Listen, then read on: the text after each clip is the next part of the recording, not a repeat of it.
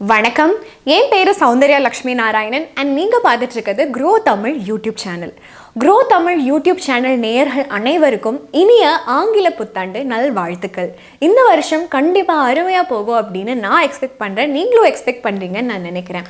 நம்ம 2023க்குள்ளே கால் எடுத்து வைக்கும்போது இந்த வருஷம் என்னெல்லாம் புது விஷயங்கள் நமக்கு கொடுக்க போகுது அப்படின்னு ஒரு எக்ஸைட்மெண்ட்டோடு இருப்போம். 2023க்குள்ளே நம்ம போகும்போது கண்டிப்பாக நம்ம அடுத்து வாழ்க்கையில் என்னெல்லாம் நடக்க போகுது, அடுத்த சில மாதங்களுக்கு என்னெல்லாம் நடக்க போகுது, என்னெல்லாம் சவால்கள் வரப்போகுது, என்னெல்லாம் மாற்றங்கள் இருக்க போகுது, என்னெல்லாம் புது விஷயங்கள் பண்ணுவோம் இப்படின்னு தான் நம்ம யோசிச்சுட்டு இருப்போம். நிறைய பேர் ஆல்ரெடி நியூ இயர் ரெசல்யூஷன்ஸ் எடுத்திருப்பீங்க அப்படின்னு நான் நம்புகிறேங்க. கடந்த வருடம் இதெல்லாம் நான் தப்பாக பண்ணேன், பட் இந்த வருடம் இதெல்லாம் நான் சரியாக பண்ணணும்னு நினைக்கிறேன், அப்போ தான் என்னுடைய ஃப்யூச்சர் பிரைட்டாக இருக்கும் அப்படின்னு ஒரு மைண்ட் செட்டில் எடுத்திருப்போம்.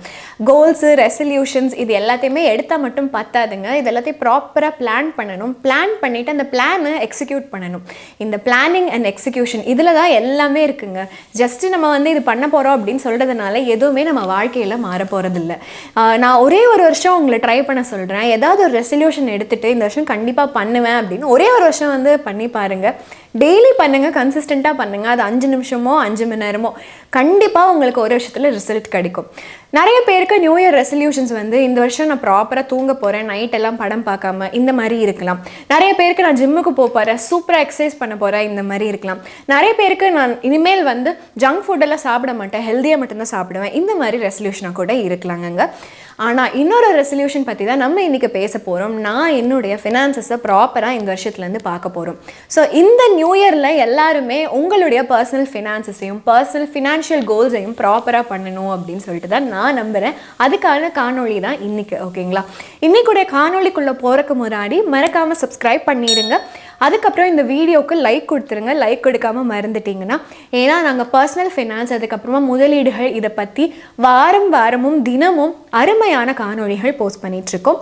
நம்மளுடைய ஃபினான்சஸ் எல்லாத்தையுமே ப்ராப்பராக பார்த்துக்கணும் அப்படின்னா 5 ரெசல்யூஷன்ஸ் நம்ம எடுக்கணுங்க. ஒன்றா நம்ம இன்னைக்குடைய காணொளியில் பார்க்கலாம். முதல் ரெசல்யூஷன் என்ன அப்படின்னு பார்த்தீங்கன்னா பட்ஜெட்டிங். 2023 முதல் ரெசல்யூஷன் பட்ஜெட்டிங். ஓகேங்களா? ஃபஸ்ட்டு பட்ஜெட்டிங் அப்படின்னா என்னன்னு நம்ம புரிந்து கொள்ளலாம். இந்த வேர்டை நம்ம கேட்டோன்னே யூஸ்வலாக என்ன நினைப்போம்னா, நம்ம செலவு பண்ணுறதை தவிர்க்கணும் அப்படின்னு நம்ம நினைப்போங்க. அதுக்கப்புறமா நம்ம என்ன நினைப்போம்னா, இது தவிர்த்துட்டோம் அப்படின்னா நம்ம பட்ஜெட் போட்டு நம்ம எல்லாத்தையுமே ப்ராப்பராக பண்ணிட்டோம் அப்படின்னு நினைப்போம். பட் ஆக்சுவலி பட்ஜெட்டிங்னா என்னன்னா, காசு எவ்வளோ நமக்கு உள்ளே வருது, அந்த காசு எப்படி வெளியே போகுது, எவ்வளோ ரூபாயாக வெளியே போகுது அப்படின்னு சொல்லிட்டு நம்ம புரிஞ்சுக்கிறதுக்காக பண்ணுறது தான் பட்ஜெட்டிங்க. இது பண்ணீங்க அப்படின்னா இந்த எக்ஸசைஸ் உங்கள் பணத்துக்கு ஒரு பர்பஸ் கொடுக்கும். ஒரு ரூபாயும் ரொம்ப கஷ்டப்பட்டு நம்ம ஏர்ன் பண்ணுறோம்ல, அந்த ஒரு ரூபாயும் எப்படி உள்ள வருது, எப்படி வெளியே போகுது, எப்படி அதை கம்மி பண்ணலாம் அப்படின்னு பார்க்குறது தான் பட்ஜெட்டிங்க. நிறைய பேர் எப்படி எக்ஸாக்டாக பட்ஜெட் பண்ணலாம், நிறைய விஷயங்கள் நம்ம இன்டர்நெட்டில் பார்த்துருப்போம், கற்றுட்டு இருந்திருப்போம். பட் எது ஈஸியான மெத்தட், எது கரெக்டான மெத்தட் அப்படின்னு தெரிஞ்சிருக்காது. ஆன்சர் ரொம்ப சிம்பிளுங்க. நான் சில ஸ்டெப்ஸ் சொல்கிறேன், அந்த ஸ்டெப்ஸை ஃபாலோ பண்ணி கரெக்டாக பட்ஜெட்டிங் பண்ணுங்கள். ஃபஸ்ட்டு ஸ்டெப் என்ன அப்படின்னு பார்த்தீங்கன்னா, எவ்வளோ இன்கம் நீங்கள் ஏர்ன் பண்ணுறீங்க, அது வேறு சோர்ஸாக இருக்கலாம். அவங்க சம்பளம் வரும்ல ஆஃபீஸ்லேருந்து, அதுவாக கூட இருக்கலாம். ஏதாவது ரெண்டல் இதுவாக இருக்கலாம், ரெண்ட்லேருந்து வர அமௌண்ட்டாக இருக்கலாம். அது எல்லாத்தையுமே சேர்த்து எங்கே இருந்தெல்லாம் இன்கம் வருதுன்னு சொல்லிட்டு ஃபர்ஸ்ட் ஸ்டெப்பில் எழுதுங்க. ரெண்டாவது ஸ்டெப்பில் இந்த இன்கமில் எவ்வளோ சதவீதம் உங்கள் சேவிங்ஸ்க்கு போகுது, நீங்கள் ப்ரெசண்ட்டில் எப்படி இருக்குது, ஃப்யூச்சரில் எப்படி இருக்கணும் அப்படிங்கிற அந்த நம்பரையும் எழுதணும். ஓகேங்களா? ஃபார் எக்ஸாம்பிள் எனக்கு இவ்வளோ இன்கம் வருது, அதுலேருந்து 20% நான் இப்போதைக்கு சேவிங்ஸில் வச்சுட்ருக்கேன், பட் இந்த வருஷம் நான் 30% மாற்ற விரும்புகிறேன் அப்படின்னு அந்த நம்பரையும் மறக்காமல் நீங்கள் ப்ராப்பராக எழுதி வச்சுக்கோங்க. மூன்றாவது ஸ்டெப் என்ன அப்படின்னு பார்த்தீங்கன்னா, உங்களுடைய டிஸ்போசபிள் இன்கம், அதாவது எவ்வளோ செலவு பண்ணுறதுக்கு இருக்குது அப்படின்னு சொல்லிட்டு நீங்கள் பார்க்கணுங்க. எவ்வளோ இன்கம் வருதோ அதை உங்கள் சேவிங்ஸ்லேருந்து சப்ட்ராக்ட் பண்ணிக்கணும். அதுக்கப்புறமா மீதி இருக்கிற அமௌண்ட் நீங்கள் செலவு பண்ணலாம். இந்த அமௌண்ட்டை நீங்கள் ப்ராப்பராக யூஸ் பண்ணணுங்க. அதுக்கப்புறமா உங்களோட சேவிங்ஸும் அஃபெக்ட் ஆகாமல் இந்த அமௌண்ட்டை ப்ராப்பராக யூஸ் பண்ணணும். இதுதான் பட்ஜெட்டிங்க்கு ரொம்ப முக்கியமான விஷயம். அதுக்கப்புறமா உங்களுடைய மந்த்லி எக்ஸ்பென்சஸ், அதாவது நம்ம மாதம் செய்கிற செலவுகள் எல்லாத்தையுமே நம்ம ட்ராக் பண்ணணும், எழுதி வைக்கணும். ஓகே, இதுக்கு 10 ரூபா செலவு பண்ணேன், 20 ரூபா செலவு பண்ணேன். நம்ம வீட்டில் சின்ன வயசில் நம்ம அம்மாலாம் எழுதி, இல்லை நம்ம அப்பாலாம் ஒரு டைரியில் எழுதி பார்த்துருப்போம். அதே மாதிரி நம்ம ட்ராக் பண்ணணும். இப்போ ஆன்லைனும் நிறைய ட்ராக்கர்ஸ் இருக்குதுங்க. நீங்கள் கையில் கூட எழுதலாம், டைரியில் கூட எழுதலாம். பட் கண்டிப்பாக ட்ராக் பண்ணுங்கள். ட்ராக் பண்ணால் தான் தெரியும் இந்த காசெல்லாம் எப்படி வெளியே போகுது, எங்கெல்லாம் நம்ம கம்மி பண்ணலாம் அப்படின்னு சொல்லிட்டு. நம்ம தேவையில்லாத இடத்துகளில் செலவு பண்ணுற இந்த காசு எல்லாமே பட்ஜெட்டிங் பண்ணால் கம்மியாயிரும். ஓகேங்களா? ஃபார் எக்ஸாம்பிள் வந்து நம்ம ஒரு ஷாப்பிங் ஆப்பை ஓப்பன் பண்ணுறோம்னு வச்சுக்கோங்க. நம்ம புது ஐஃபோன் வந்து வாங்கலாம் அப்படின்னு சொல்லிட்டு வெயிட் பண்ணிருக்கோம். அதுவும் வந்துருச்சு அப்படின்னு நினச்சிக்கோங்க. ஓகேங்களா? இது எல்லாத்தையும் பார்த்தோன்னே நம்ம என்ன நினைப்போம், சரி இப்போ இருக்கிற மொபைல் தான் நல்லாவே இல்லையே, புதுசாக ஒன்று வாங்கலாம் அப்படின்னு நம்ம நினைப்போம். சில நாள் கழிச்சு நம்ம என்ன பண்ணுவோம்னா பை அப்படின்னு அமுத்திடுவோம். அதுக்கப்புறமா இது வந்து ஒரு கண்டினியூஸாக ரேஷ் டெசிஷனாக போயிட்டே இருக்கும். பை பை பை பைன்னு எல்லாத்தையும் நம்ம வாங்கிட்டே இருப்போம். ரெகுலராக மாத கடைசியில் பார்த்தா ஒன்றுமே இருக்காது. அப்புறம் பணம் இல்லை அப்படின்னு சொல்லிட்டு நம்ம என்ன பண்ண ஆரம்பிப்போம்னா சில சமயம் கிரெடிட் கார்டை வந்து பயன்படுத்த ஆரம்பிச்சிருவோம் டெய்லி எக்ஸ்பென்சஸ்க்கு. அதனால நமக்கு வந்து கடனும் அதிகமாயிட்டே போகும். நம்ம வந்து சில விஷயங்களில் ப்ராப்பராக பட்ஜெட்டிங் பண்ணி இதுக்கு இவ்வளோ அமௌண்ட் தான் நான் ஸ்பெண்ட் பண்ணுவேன் வாழ்க்கையில் அப்படின்னு போட்டிருந்தா அதுக்கு மேலே நம்ம அந்த விஷயத்துக்கு ஸ்பெண்ட் பண்ணியிருக்கவே மாட்டோம். ஸோ பட்ஜெட்டிங் வந்து கண்டிப்பாக உங்களுக்கு வந்து எவ்வளோ அமௌண்ட் வருது, உங்களோட அமௌண்ட் வந்து ப்ராப்பராக யூஸ் ஆகுதா, அந்த ஒரு ரூபாயும் ப்ராப்பராக அக்கௌண்டடாக இருக்கா அப்படின்னு உங்களுக்கு தெரிஞ்சுக்கிறதுக்கு ரொம்ப பயனகரமாக இருக்கும். நம்ம இரண்டாவது நியூ இயர் ரெசல்யூஷன் என்ன அப்படின்னு பார்க்கலாங்க. இது என்ன அப்படின்னு பார்த்தீங்கன்னா கடன் வாங்கும்போது தேவையான அளவுக்கு மட்டும் வாங்குங்க. கடன் வாங்கிட்டீங்க அப்படின்னா உங்களோட டியூ எல்லாம் ப்ராப்பரான டைமில் கட்டிடுங்க. நீங்கள் லோன் வந்து எடுக்கலைனாலும் மோஸ்ட்டாக வந்து கடன் வந்து எங்கேருந்து வருதுன்னு பார்த்தீங்கன்னா கிரெடிட் கார்டுலேருந்து வருது. கிரெடிட் கார்டை டீல் பண்ணுறது ரொம்ப ட்ரிக்கியான ஒரு விஷயங்க. ஸோ நம்ம எக்ஸ்பென்சஸ்க்கு வந்து ரொம்ப அதிகமாக கிரெடிட் கார்டு யூஸ் பண்ண ஆரம்பிச்சிட்டோம் அப்படின்னா கடனை கட்டலை அப்படின்னா அந்த இடத்துல உங்களுக்கு வந்து இன்ட்ரெஸ்ட் வந்து பயங்கர எக்கச்சக்கமாக இருக்கும். ஸோ கிரெடிட் கார்டை பயன்படுத்துறதுக்கு என்னெல்லாம் கோல்டன் ரூல்ஸ் ஃபாலோ பண்ணணும் அப்படிங்கிறது தான் நம்மளோட ரெண்டாவது ரெசல்யூஷன். அதை வந்து ஒன்றா இப்போ நம்ம பார்க்கலாம். ஃபர்ஸ்ட் விஷயம் என்னன்னா நம்மக்கிட்ட கிரெடிட் கார்டு இருக்குது, நல்ல கிரெடிட் லிமிட் இருக்குது அப்படிங்கிறதுக்காக போகிற எல்லா இடத்துலையும் தேய்ச்சிட்டே இருக்கக்கூடாது. சரிங்களா? எல்லாத்தையும் வாங்கிட்டே இருக்கக்கூடாது. நம்ம வந்து அப்படி பண்ணாலும் நம்ம லாஸ்ட்டு ரெசல்யூஷன் இருக்குல்ல பட்ஜெட்டிங் பண்ணோம்ல அது மூலமாக நமக்கு தெரிஞ்சிடும் அடுத்த மாதம் நம்ம அவாய்ட் பண்ணிடுவோம். பட் தெரியாமல் நீங்கள் பண்ணிட்டா கூட கண்டிப்பாக அந்த பில்டிங் சைக்கிள் முடிகிறதுக்கு முன்னாடி அதை ரீபே பண்ணிடுங்க. இது ரெண்டாவது விஷயம் என்ன அப்படின்னு பார்த்தீங்கன்னா உங்களோட கிரெடிட் லிமிட்டை எக்ஸீட் பண்ணி எப்போவுமே வந்து ₹1 கூட ஸ்பெண்ட் பண்ணாதீங்க. இது வந்து உங்களுக்கு நிறைய சார்ஜஸ் எக்ஸ்ட்ராவாக வந்து உங்களோட அக்கௌண்ட்டில் வந்து வரும். அதுக்கப்புறம் உங்களோட கிரெடிட் ஸ்கோர் வந்து ரொம்ப கம்மியாயிரும். இது ரொம்ப பெரிய ப்ராப்ளமாக இருக்கும் ஃப்யூச்சரில். மூணாவது விஷயம் என்ன அப்படின்னு பார்த்தீங்கன்னா எப்போவுமே வந்து உங்களோட மினிமம் அமௌண்ட் டியூ அப்படின்னு சொல்லிட்டு கிரெடிட் கார்டில் பேமெண்ட் பண்ணும்போது வரும். நம்ம என்ன நினைப்போம், சரி நமக்கு இவ்வளோ அமௌண்ட் இருக்குது பட் மினிமம் அமௌண்ட் மட்டும் பே பண்ணால் போதும்ல அப்படின்னு சொல்லிட்டு அவுட்ஸ்டாண்டிங் பில்ல நம்ம ஃபுல் அமௌண்ட் பே பண்ணாமல் மினிமம் அமௌண்ட் மட்டும் சில டைம்ஸ் வந்து பே பண்ணுவோம். இது நல்ல ஆப்ஷனாகவும் இருக்கும் நமக்கு பார்க்கறதுக்கு.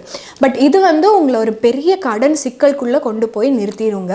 நீங்கள் ஒவ்வொரு மாதமும் மினிமம் அமௌண்ட் மட்டும் பே பண்ணிகிட்டே இருந்தீங்க அப்படின்னா அந்த கடன் வந்து வளர்ந்துட்டே போகும். ஏன்னா நம்ம மினிமம் தானே பே பண்ணுறோம். ஸோ இது ஒரு பெரிய கடனில் போய் நம்மளை வந்து நிறுத்திடும். நாலாவது விஷயம் என்ன அப்படின்னு பார்த்தீங்கன்னா உங்களோட கிரெடிட் கார்டு பில் எல்லாத்தையும் கரெக்டான டைம்லேயே நீங்கள் பே பண்ணிடுங்க. அலர்ட் செட் பண்ணிக்கோங்க உங்களோட பேங்க் அக்கௌண்ட்டோட டீட்டெயில்ஸில். அதுக்கப்புறம் ஆட்டோபே ஆப்ஷன் இதை கூட நீங்கள் எனேபிள் பண்ணி வச்சுக்கலாம். என்ன நாளுக்குள்ளே ஆட்டோபே பண்ணணும் இது எல்லாத்தையுமே பண்ணிடலாம். இது எல்லாமே வச்சுருந்தீங்க அப்படின்னா கண்டிப்பாக நம்ம பில்லை வந்து கரெக்டான டைமில் பே பண்ணிடுவோம். அடிஷ்னலாக வர இந்த இன்ட்ரெஸ்ட் இருக்குல்ல அது எல்லாத்தையுமே நம்ம பே பண்ணுறதுக்கு தேவையே இல்லை. அதுக்கப்புறமா லோன் வாங்குறது இதுதான் ரொம்பவே முக்கியமான விஷயங்க. எப்போவுமே ஒரு புது லோன் எடுக்கும்போது ஏதாவது கார் வாங்குகிறோம் அப்படின்னா ரொம்ப எக்ஸைட்டடாக இருப்போம், சரி லோன் எடுத்துடலான்னு எடுத்துருவோம். அதுக்கப்புறம் அவங்க என்ன சொல்லுவாங்க, நிறைய ஆஃபர்ஸ் இருக்குது அப்படின்னு சொல்லிட்டு உங்ககிட்ட சொல்லிடுவாங்க. நீங்களும் சரி நல்ல ஆஃபர்ஸ் இருக்குது போலன்னு எடுத்துருவீங்க. பட் இந்த ஆஃபர்ஸ் எல்லாத்துக்கும் பின்னாடியே ஆக்சுவலாக என்னென்ன காஸ்ட் இருக்குது அந்த லோன் எடுக்கும்போது அதை வந்து நம்மளால் அஃபோர்ட் பண்ண முடியுமா அப்படின்னு பார்த்துட்டு நம்ம வந்து பண்ணணுங்க. ஒரு கடனை வந்து நம்ம சைன் பண்ணுறதே ஒரு பெரிய கமிட்மெண்ட் வாழ்க்கையில். ஸோ இதெல்லாத்தையும் பார்த்துட்டு தானே பண்ணணும். ஸோ நம்மளோட ஃபினான்சஸை பார்த்துட்டோம், நம்மளோட எக்ஸ்பென்சஸை ட்ராக் பண்ணிட்டோம், நம்ம பட்ஜெட்டும் பண்ணிட்டோம், புது லோனால் நம்மளால் கட்ட முடியுமானும் பார்த்துட்டோம். எப்போவுமே புது லோன் வந்து வாங்குறீங்க அப்படின்னா ஒரு 4-5 தடவை யோசிங்க, இந்த லோன் நமக்கு தேவையா, இது அத்தியாவசியமா, அப்புறமா வாங்கலாமா அப்படின்னு யோசிச்சுட்டு அதுக்கப்புறமா அந்த லோன் எடுங்க. நம்ம அடுத்த நியூ இயர் ரெசல்யூஷன் அதாவது மூணாவது நியூ இயர் ரெசல்யூஷன் என்ன அப்படின்னு பார்க்கலாங்க. இது வந்து ரீபேலன்சிங் அவங்க போர்ட்ஃபோலியோவை பண்ணணும். ஓகேங்களா? ரீபேலன்சிங் அப்படின்னா கரெக்டாக என்ன அப்படிங்கிறது இப்போ நம்ம புரிஞ்சுக்கலாம். நீங்கள் உங்களுடைய காசை ஒரு இடத்துல போடுறீங்க அப்படின்னா அதோட அலோகேஷன் வந்து எவ்வளோ ப்ரொபோர்ஷன் வந்து நீங்கள் காசு கொடுக்குறீங்களோ அந்த செக்யூரிட்டிக்கோ டெப்ட்கோ ஈக்விட்டிக்கோ அவ்வளோ அமௌண்ட் உங்களுக்கு கிடைக்கும். ஃபார் எக்ஸாம்பிள் நீங்கள் வந்து ரிஸ்க் நான் கம்மியாக எடுக்கணும் அப்படின்னு சொல்லிட்டு நீங்கள் நிறைய காசை உங்களோட இன்வெஸ்ட்மெண்ட் வந்து ஃபிக்ஸ்ட் இன்கம் இன்வெஸ்ட்மெண்ட்ஸில் நீங்கள் கொடுத்துருப்பீங்க. ஏன்னா அதில் வந்து இன்கம் ஃபிக்ஸ்டாக வரும், அதுக்கப்புறம் ரிஸ்க்கும் கம்மி அப்படின்னு சொல்லிட்டு. அதுக்கப்புறமா எக்விட்டியில் ரொம்ப கம்மியாகவே நீங்கள் இன்வெஸ்ட்மெண்ட் பண்ணியிருப்பீங்க. பிகாஸ் அது ரொம்ப வாலட்டைலாக நிலையற்ற தன்மையாக இருக்குல்ல அதனால. ஸோ ஒரு யங் இன்வெஸ்டராக இருந்தீங்க, நல்லா ரிஸ்க் எடுக்கிறதுக்கும் நீங்கள் வில்லிங்காக இருந்தீங்க அப்படின்னா கண்டிப்பாக உங்களோட அமௌண்ட்டில் நிறைய வந்து எக்விட்டிஸ்குள்ளே போடலாம். அப்புறம் கொஞ்சமாக பாண்ட்ஸில் போட்டு நிறைய எக்விட்டியில் போடலாம். ஸோ இந்த எக்ஸாக்ட் அலோகேஷன் வந்து உங்களுக்கு எவ்வளோ ரிஸ்க் எடுக்கிறதுக்கு ஓகே அப்படின்னு நீங்களே வந்து முடிவு பண்ணிக்கணும். என்ன வயசு உங்களுக்கு, அந்த வயசை பொறுத்தும் இது மாறும். என்னென்ன ஃபினான்ஷியல் கோல்ஸ் இருக்குது அதை பொறுத்தும் மாறும். உங்களுக்கு என்னென்ன காசுடைய தேவைகள் இருக்குது அதை பொறுத்தும் மாறும்.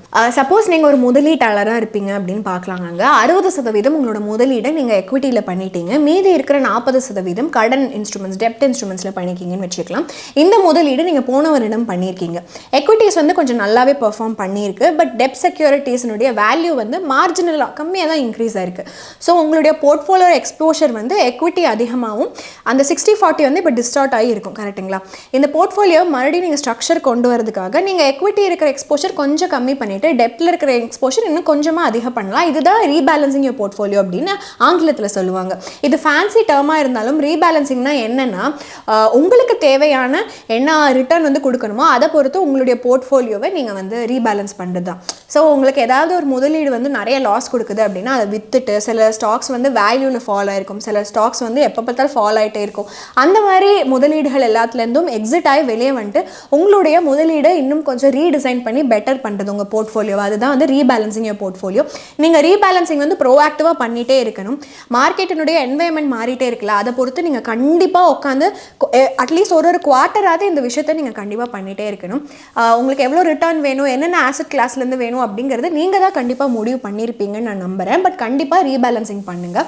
3 மெயின் சிச்சுவேஷன்ஸ் பண்ணியிருக்கலாம் எப்போல்லாம் வந்து நம்ம கண்டிப்பாக போர்ட்ஃபோலியோ ரீபேலன்ஸ் பண்ணணும்னு சொல்லிட்டு. இந்த மெயின் சிச்சுவேஷன்ஸே இப்போ நம்ம பார்க்கலாம். நம்ம அட்லீஸ்ட் ஒரு வருஷத்துக்கு ஒருக்கையாவது நம்மளால் கண்டிப்பாக ரெகுலராக பண்ண முடியலன்னா ஒரு வருஷத்துக்கு ஒருக்காவது நம்ம கண்டிப்பாக நம்மளுடைய போர்ட்ஃபோலியோவை நம்ம ரீபேலன்ஸ் பண்ணணும். அதுவும் எஸ்பெஷலாக நம்மளோட டாக்ஸஸ் வந்து ஃபைல் பண்ணதுக்கு அப்புறமா அடுத்த வருஷத்துக்கு நம்ம கண்டிப்பாக பிளான் பண்ணி ரீபேலன்ஸ் பண்ணணும். போர்ட்ஃபோலியோ ரீபேலன்ஸ் வந்து நம்ம அசெட்ஸ், நம்ம போர்ட்ஃபோலியோவில் இருக்கிற அசெட்ஸ் வந்து நம்மளோட ரேஞ்சுக்கும் நம்மளோட அப்பிடைட்டுக்கும் சம்மந்தம் இல்லாமல் இருந்துச்சுன்னா நம்ம மாற்றலாம். அதுக்கப்புறம் எப்போ ரீபேலன்ஸ் பண்ணலாம் அப்படின்னு பார்த்தீங்கன்னா, நம்ம கோலை வந்து நல்லா ரீச் பண்ணிட்டோம். நம்ம சப்போஸ் ஒரு இன்வெஸ்ட்மெண்ட்டில் வந்து முதலீடு செஞ்சுட்டு எனக்கு 15% வந்து ரிட்டர்ன் இருக்கணும் அப்படின்னு எக்ஸ்பெக்ட் பண்ணோம். அது கிடச்சிருச்சு அப்படின்னா அதை விற்றுட்டு நம்ம எக்ஸிட் ஆகி வெளியில் வந்துடலாம். நீங்கள் இன்னொரு டைப் ஆஃப் முதலீட்டாளராக கூட இருக்கலாம். எல்லா சேவிங்ஸையும் எடுத்து ஒரே இடத்துல போட்டுடலாம் அப்படின்னு சொல்லிட்டு ஒரே இடத்துல நீங்கள் வந்து போட்டிருப்பீங்க. அந்த மாதிரி ஒரு முதலீட்டாளராக நீங்கள் இருந்தீங்க அப்படின்னா நீங்கள் வேறு வேறு செக்டர்களில் கண்டிப்பாக முதலீடு செய்யணும். இதை வந்து போர்ட்ஃபோலியோ டைவர்சிஃபிகேஷன் அப்படின்னு நம்ம சொல்லணும். அதுவும் போர்ட்ஃபோலியோ ரீபேலன்ஸிங்குள்ள ஒரு கான்செப்ட் தான். ஸோ கண்டிப்பாக வந்து நீங்கள் வேறு வேறு ஆசெட் கிளாஸஸ்லையும் இன்வெஸ்ட்மெண்ட் செய்யணும். சில ஆசெட் கிளாஸஸ் நல்லா பெர்ஃபார்ம் பண்ணும் சில பிஸ்னஸ் சைக்கிளில், சில ஆசெட் கிளாஸஸ் நல்லா பெர்ஃபார்ம் பண்ணாது சில பிஸ்னஸ் சைக்கிளில். ஸோ எல்லாத்தையும் எடுத்துகிட்டு ஒரே இடத்துல போடுறதுக்கு பதிலாக மார்க்கெட் கிராஷ் சப்போஸ் வந்துச்சுன்னா பெரிய ப்ராப்ளம் ஆயிரும்ல.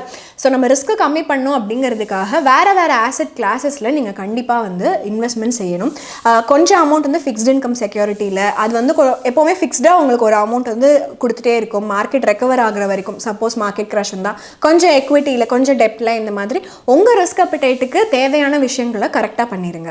3வது நியூ இயர் ரெசல்யூஷன் ரொம்ப முக்கியமானதுங்க. நம்ம ஆல்ரெடி பார்த்துட்டு உங்களுக்கு நல்லா புரிஞ்சிருக்கும் அப்படின்னு நான் நினைக்கிறேன். 4வது ரெசல்யூஷன் என்ன அப்படின்னு சொல்லிட்டு நம்ம பார்க்கலாம். இது வந்து உங்களை நீங்களே இன்சூரன்ஸ் பண்ணிக்கிறது.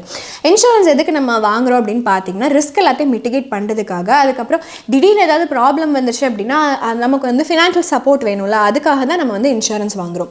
ஹெல்த் இன்சூரன்ஸ், லைஃப் இன்சூரன்ஸ், இந்த 2 பாலிசியுமே கண்டிப்பாக நம்ம வாங்கி வச்சுருக்கணுங்க. எந்த பிரச்சனைனாலும் இதை நம்ம பயன்படுத்திக்கலாம். ஹெல்த் இன்சூரன்ஸ் வந்து நமக்கு ஏதாவது மெடிக்கல் தேவைகள் இருந்தது அப்படின்னா, நமக்கு நிறைய செலவாகும் அந்த சமயத்துலனா அந்த எமர்ஜென்சிக்கு நம்ம கண்டிப்பாக அதை பயன்படுத்திக்கலாம். இன்னொரு விஷயம் லைஃப் இன்சூரன்ஸ்க்கு, அது வந்து நம்மளோட ஃபேமிலி மெம்பர்ஸ்க்கு வந்து நம்ம யூஸ் பண்ணிக்கலாம். சப்போஸ் திடீர்னு ஏதாவது டெத் ஆயிடுச்சு அந்த மாதிரி அப்படின்னா நம்ம ஃபேமிலி மெம்பர்ஸ்க்கு அது ரொம்பவே முக்கியம். ஸோ லைஃப் இன்சூரன்ஸும் கண்டிப்பாக எடுத்துக்கோங்க. இது 2மே எடுத்தீங்க அப்படின்னா தான் எந்த ப்ராப்ளம் வாழ்க்கையில் வந்தாலும் நம்மளுடைய பணம், நம்மளுடைய ஃபினான்சஸ் வந்து எந்த ப்ராப்ளமும் குள்ளேயும் போகாமல் நம்மளால் சந்தோஷமாக வாழ முடியும். ஓகேங்களா? ஸோ கண்டிப்பாக இதை வந்து நீங்கள் பண்ணிடுங்க. அடுத்தது எமர்ஜென்சி ஃபண்ட் வந்து எப்போவுமே வச்சுக்கோங்க. எமர்ஜென்சி ஃபண்ட் அப்படின்னா என்னென்னா, எமர்ஜென்சிக்கு பயன்படுத்தும் காசு. ஓகேங்களா? இந்த காசு வந்து தனியாக வச்சுருப்போங்க. ஃப்யூச்சரில் ஏதாவது ஃபினான்ஷியல் ப்ராப்ளம்ஸ் இருந்தால் அப்போ தான் பயன்படுத்துவேன், அது வரைக்கும் தொட்டவே மாட்டேன்னு வச்சுருக்கணும். சரிங்களா? எமர்ஜென்சி ஃபண்டு வந்து நம்மளோட ஃபினான்ஷியல் செக்யூரிட்டி இன்க்ரீஸ் பண்ணும். அதுக்கப்புறம் திடீர்னு வீட்டில் வந்து யாருக்காவது உடம்பு சரியாக போயிடுச்சு, இல்லை திடீர்னு வீட்டில் ஏதாவது பெரிய ரிப்பேர் ஏதாவது இருந்துச்சு அப்படின்னா அந்த சமயத்தில் நம்ம பயன்படுத்திக்கலாம். ஓகேங்களா? ஜாப் போனால் கூட எமர்ஜென்சி ஃபண்டை நம்ம கண்டிப்பாக பயன்படுத்திக்கலாம். 5வது கடைசி ரெசல்யூஷன், இந்த நியூ இயர்க்கு நீங்கள் ஏன் கூட என்ன எடுக்க போகிறீங்கன்னு பார்த்தீங்க அப்படின்னா, உங்களுடைய நம்மளுடைய ஃபினான்ஷியல் நாலேஜை இன்க்ரீஸ் பண்ணிக்கிறதுங்க. இந்த 2023 நம்ம காசை சம்பாதிக்கிறது மட்டும் முக்கியம் கிடையாது, அதை எப்படி ப்ராப்பராக வச்சுக்கணும், அது எந்தெந்த இடத்துல ப்ராப்பராக இன்வெஸ்ட்மெண்ட் செய்யணும் அப்படின்னு நான் புரிஞ்சுக்கணும். கரெக்டுங்களா? எவ்வளோ க்ளோஸாக நம்ம காசு எப்படி வேலை செய்யுது, எப்படி நம்ம காசை நமக்கு வேலை செய்ய வைக்கலாம், இந்த மாதிரி விஷயங்கள் எல்லாத்தையும் கற்றுக்குறோமோ அவ்வளோ எஃபெக்டிவாக நம்மளால் ஃபினான்ஷியலாக வளர முடியுங்க. நீங்கள் ஒரு பழைய லைப்ரரிக்கு போகலாம், அந்த லைப்ரரிக்கு போயிட்டு நிறைய புத்தகங்களை எடுத்து படிக்கலாம். கண்டிப்பாக உங்களுடைய நாலேஜ் அது மூலமாக நீங்கள் வளர்த்துக்கலாம். லைப்ரரிக்கு போக பிடிக்கல அப்படின்னா டெக்னாலஜி இருக்கிறதுனால நீங்கள் நிறைய பிளாட்ஃபார்ம்ஸில் பாட்காஸ்ட் போடுறாங்க, நம்ம சேனலில் கூட வீடியோஸ் போடுறோம், இது எல்லாத்தையுமே நீங்கள் பார்க்கலாம். கண்டிப்பாக உங்களுடைய ஃபினான்ஷியல் நாலேஜை டெய்லி 1% நான் நேற்று தெரிஞ்சதை விட வளர்த்துப்பேன் அப்படின்னு ஒரு கமிட்மெண்ட்டோட இந்த நியூ இயர் ரெசல்யூஷனை எடுங்க. நீங்கள் க்ரோ தமிழ் சேனல் கண்டிப்பாக நீங்கள் இவ்வளோ நாள் பார்த்துட்டு இருப்பீங்க, உங்களுக்கு எங்களோட கண்டென்ட்ஸ் எல்லாமே ரொம்ப பிடிச்சிருக்கும்னு நினைக்கிறேன். ஸோ இந்த நியூ இயர் ரெசல்யூஷனுக்கு ஓகே சொல்கிறீங்க அப்படின்னா மறக்காமல் க்ரோ தமிழ் யூடியூப் சேனலுக்கு சப்ஸ்கிரைப் பண்ணிடுங்க. கீழே இருக்கிற இந்த பெல் ஐக்கனையும் கிளிக் பண்ணிவிட்டு ஆல் அப்படிங்கிற ஆப்ஷனையும் நீங்கள் சூஸ் பண்ணிடுங்க. நாங்கள் தினமும் க்ரோ தமிழ் யூடியூப் சேனலில் உங்களுக்கு எந்த விஷயங்கள்லாம் கண்டிப்பாக வேணும் அப்படின்னு போஸ்ட் பண்ணிகிட்ருக்கோம். ஸோ மறக்காமல் சப்ஸ்கிரைப் பண்ணிடுங்க. நியூ இயர் ரெசல்யூஷன்ஸ் 2023 இந்த காணொலியுடைய எண்டுக்கு நம்ம வந்துட்டோம். கரெக்டாக பட்ஜெட் பண்ணுங்கள், கரெக்டாக கடன் வாங்குங்க. கடன் வாங்கிட்டீங்க அப்படின்னா கரெக்டான டைமில் டியூ கட்டிடுங்க. இதுதான் 2வது விஷயம். 3வது, உங்களுடைய போர்ட்ஃபோலியோவை ப்ராப்பராக பேலன்ஸ் பண்ணிடுங்க, டைவர்சிஃபைடாக வச்சுக்கோங்க. 4வது விஷயம், இன்சூரன்ஸ் வாங்கிடுங்க, எமர்ஜென்சி ஃபண்டு வச்சுக்கோங்க. 5வது விஷயம், உங்களுடைய ஃபினான்ஷியல் நாலேஜை இம்ப்ரூவ் பண்ணிக்கோங்க. இது எல்லாத்தையுமே பண்ணிட்டீங்க அப்படின்னா 2023 உங்களுக்கு காசை பற்றின கவலையே வேண்டாங்க. இன்னைக்குடைய காணொலியோட எண்டுக்கு நம்ம வந்துட்டோம். இன்னும் ஒரு அருமையான காணொலியில் நம்ம சந்திக்கலாம். இந்த வருடம் உங்கள் எல்லாருக்குமே அருமையாக போகும் அப்படின்னு நான் வாழ்த்துறேன். இன்னொரு காணொலியில் சந்திக்கலாம். அது வரைக்கும் நன்றி, வணக்கம்.